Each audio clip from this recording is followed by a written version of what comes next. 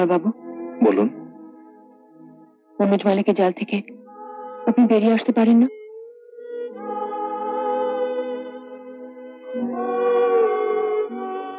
না। কেন? কেন? মনোজ মালিক আমাকে ছাড়বে না। আমাকে কিন্তু কিছুতে আটকে রাখতে পারেন আপনাদের মনোজ মালিক। আপনাকে? মনোজ মালিক আপনাকে আটকে রাখতে চেয়েছিল?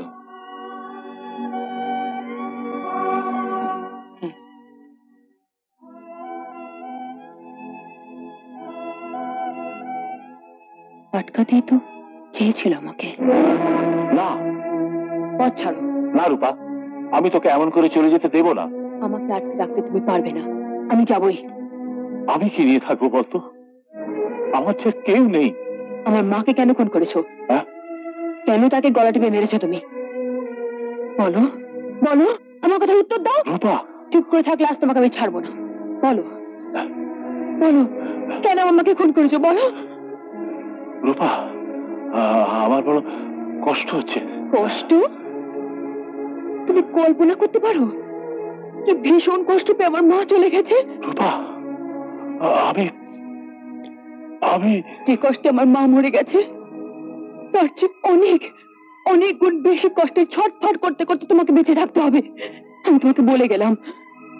রূপা, রূপা, রূপা শোন একটা কথা, এরপর যদি কোনোদিন কারো কাছে আমাকে তোমার মেয়ে বলে পরিচয় দিয়েছো জানতে পারি, আমি সেই দিনে নিজেকে শেষ করে ফেলবো, বলে গেলাম।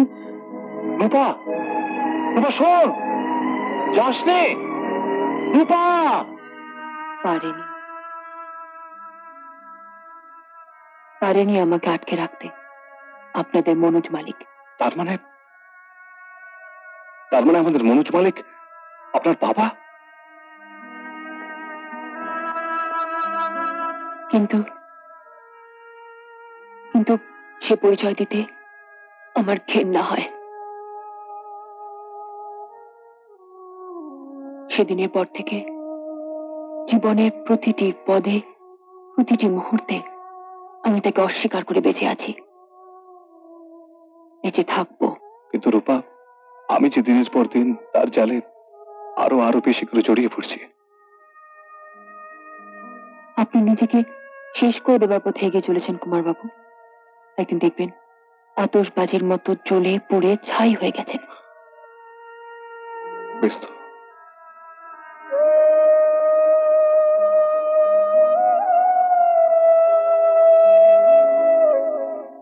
ভালোই তো। মন্দ কি? জানেন কুমার বাবু, একটা একটা মেয়ে আছে, সে জীবনে টাকা চায় না, এক বিন্দু শান্তি চায়। সে সাতমহল বাড়ি চায় না, একটা একটা ছোট্ট কুড়ে ঘর চায়। সে গা ভর্তি গয়নাও চায় না, চায় তার স্মৃতিতে এমন একজনের দেওয়া এক টিপ সিঁদুর, যাকে যাকে সে মনে মনে ভালোবেসেছে।